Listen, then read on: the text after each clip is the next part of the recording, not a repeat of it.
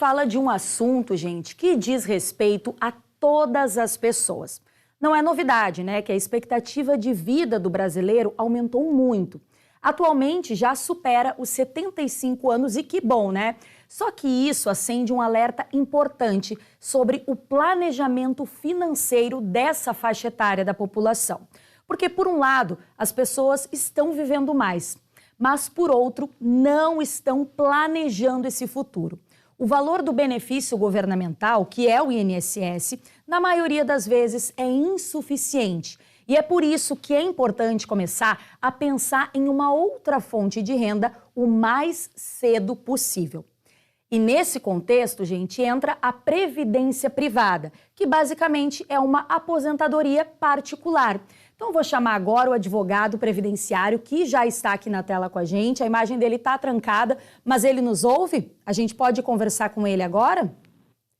Alô, doutor Paulo, tudo bem? Você nos ouve? Sim, Bruna. Tá certo. A sua imagem está trancada para a gente, faz parte da conexão da internet, não tem problema, mas a gente vai seguir. Doutor Paulo, eu queria lhe perguntar primeiro, por que as pessoas não planejam financeiramente o futuro? Por que elas só vão pensar nisso quando estão ali com 50, 60 anos? Boa tarde, bem-vindo ao Conexão RS. Boa tarde, obrigado pelo convite, um abraço a toda a audiência. Cultural, basicamente é o cultural brasileiro e de tudo para a última hora também se aplica quando a gente pensa em aposentadoria. Uma para o escritório, o segurado é aposentado. Futuro, planejar sua vida financeira pensando na terceira ou na melhor idade, como muita gente costuma dizer. E para falar sobre esse assunto, a gente estava conversando com um advogado previdenciário que está aqui na tela com a gente, que é o doutor Paulo, sabe tudo do assunto e vai falar para a gente agora. E eu lhe perguntava, doutor, por que a população em geral, os brasileiros, enfim, demoram tanto para começar a pensar no futuro? Por que já não, ali no início mesmo, né, na fase adulta, já não se pensa nisso, em ter um dinheiro pensando no futuro? Boa tarde, bem-vindo ao Conexão RS. Obrigado, Bruna. Boa tarde a ti, a toda a audiência. Agradeço o convite. É uma questão cultural, né? O brasileiro, por hábito, já tem aquela ideia de deixar para a última hora tudo. E não é diferente no momento da aposentadoria. Por vezes, o escritório, a gente acaba recebendo os segurados do INSS para pensar numa aposentadoria quando eles estão realmente prestes a se aposentar, quando não podem lançar mão de alternativas para o benefício que é custeado pelo governo. O mesmo é verdadeiro também na esfera privada, quando se pensa numa previdência privada. Então, o que se vê nos últimos anos é um leve movimento de pessoas com a idade mais tenra, com 40 anos, 40 e poucos anos, de começarem a se interessar pelo assunto, de começarem a entender que as legislações, as regras, elas mudam tanto e quanto antes houver cautela, seja para a gente pensar numa previdência privada, ou seja, um adicional àquele valor a que se ganha pela contribuição feita ao regime geral, né, de previdência social, ao INSS, juntamente ter essa previdência privada, levemente a gente tem notado nos últimos anos uma melhora, ou seja, as pessoas vindo mais cedo nos procurar. Mas isso não é o hábito, é apenas uma exceção. Então, realmente tem que mudar a cultura do brasileiro de se organizar financeiramente de uma forma mais antecipada. Qual a idade, doutor, que é indicado que a pessoa já comece a fazer uma previdência privada?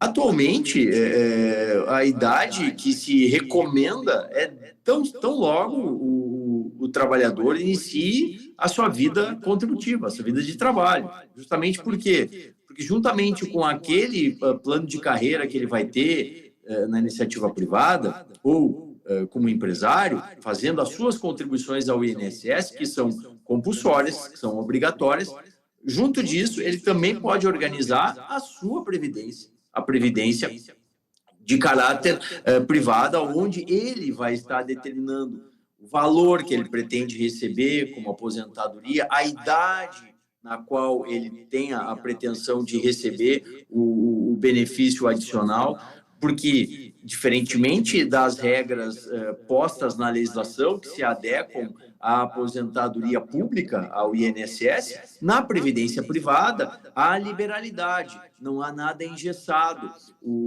A quem adere, o beneficiário da previdência privada, ele pode acabar escolhendo qual forma vai ser aquela que ele vai contribuir, os padrões, ou seja, valores mensais que ele vai aportar, se ele vai fazer algum valor anual também de aporte, e a idade, ele que vai acabar escolhendo se vai se aposentar com 60 anos, 65, enfim, independentemente de alguma regra estipulada, que é o que se vê para as aposentadorias públicas, né, para o regime geral do INSS. Queria que o senhor detalhasse, doutor Paulo, que é advogado previdenciário, como é que funciona na prática, em detalhes, né? Você falou dessa escolha, que a própria pessoa pode escolher, inclusive o valor que ela coloca ali. Então, é algo, sim, acessível, se a gente for pensar, e muito importante. Então, queria que o senhor falasse quais são os modelos mais comuns, mais vantajosos para quem está buscando planejar, de fato, o seu futuro. Primeira coisa que quem vai aderir a uma previdência privada tem que se perguntar eu tenho um perfil mais arrojado? Eu tenho um perfil que deseja ter mais ganhos? Ou o meu perfil ele é mais conservador? É um perfil que ele quer mais segurança? Uma vez o beneficiário, quem vai aderir à previdência privada, defina qual é o seu estilo, o seu perfil, ele vai poder optar pela instituição aonde ele vai procurar para fazer a previdência privada. No caso de ser um perfil mais de investidor, aquele perfil que deseja fazer, colocar os seus valores e ver esse dinheiro crescer rapidamente, ter aliado a isso, claro, a possibilidade de ganhos mais volumosos, ele deve procurar uma instituição da iniciativa privada, um banco privado. Já se ele tem um perfil mais conservador, se ele quer mais segurança, ela vai ser obtida se ele optar por instituições de caráter público, né? Como a Caixa Federal, o Banco do Brasil, enfim. Feito isso, ele, a partir dessa definição, já pode escolher o modelo. Se ele vai fazer uma contribuição que vai ser mensal, se ele vai fazer uma contribuição que é anual, se ele vai agregar esses dois tipos de plano, ou seja, é possível nas previdências, nos planos de previdência privada, o segurado fazer uma contribuição mensal e ainda uma vez por ano vai lá e incrementa o valor que está ali depositado com mais um valor.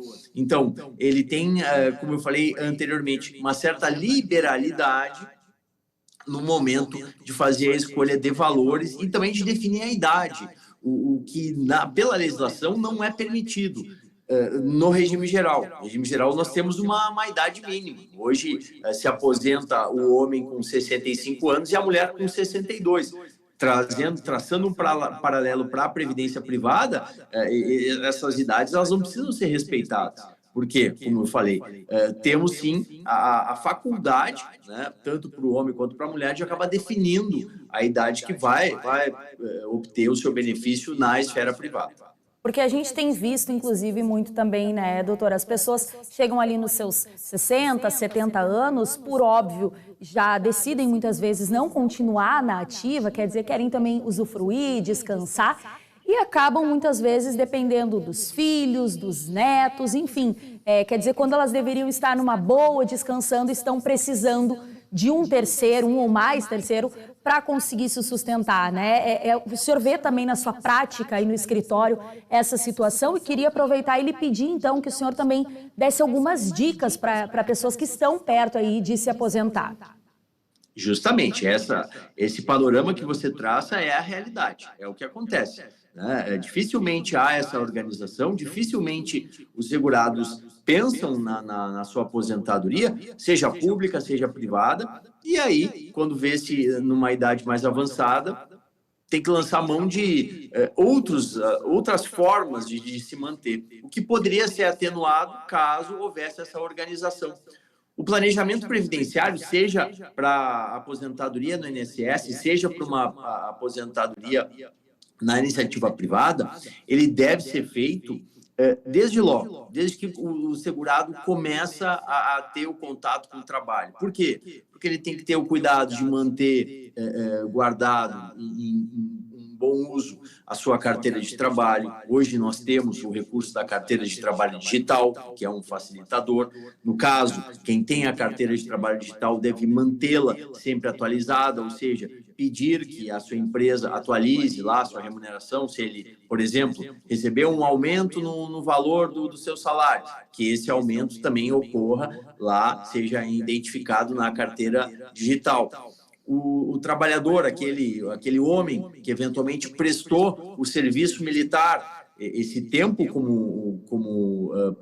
de serviço prestado ao Exército, ele é um tempo de contribuição. Então, deve solicitar junto ao Ministério do Exército a certidão de tempo de serviço militar, deve guardar esse documento, que ele vai ser utilizado na aposentadoria. Se eventualmente ele é empresário, se ele contribui por meio de carnê, se ele faz a contribuição por meio de guias ao INSS, guarda essas guias, deixa lá separada na empresa. Isso vai ser necessário posteriormente para fazer o tipo de pedido que ele vai ter na aposentadoria. Então, os cuidados com os documentos, eles são básicos, eles são altamente necessários. Eventualmente, se aquele trabalhador ele atua num trabalho de caráter de exposição a agente nocivo, por exemplo, um frentista, aquele que trabalha no posto de combustível e está em contato diuturnamente com o combustível, ele tem direito a uma diferenciação no seu tempo de serviço, por ser um tempo chamado especial. Então, ele tem que ter um documento do empregador, que é o formulário que identifica essa atividade, conhecido até pela sigla PPP, o Perfil Profissiográfico Previdenciário. Então, são documentos que o segurado ele tem que ter consigo para realizar esse planejamento. E, principalmente, Bruna, e a quem nos assiste, que procure um especialista, procure um advogado que trabalha na área previdenciária para fazer essa organização, não somente lá no momento em que ele pensa em estar se aposentando, mas sim, como eu falei, desde logo. No momento que ele começa a trabalhar, no momento que ele já vai se organizando, vai tendo ali os primeiros anos de contribuição, ele vai se organizando, levando essa documentação, fazendo esse planejamento. As regras são múltiplas. Hoje, por exemplo, depois da última reforma da Previdência, que aconteceu em novembro de 2019, de regras de transição, nós temos cerca de 6 a 7 regras transitórias para quem já estava no sistema contribuindo e passou a vir a se aposentar agora pelas novas regras. Isso se aplica também para a Previdência privada.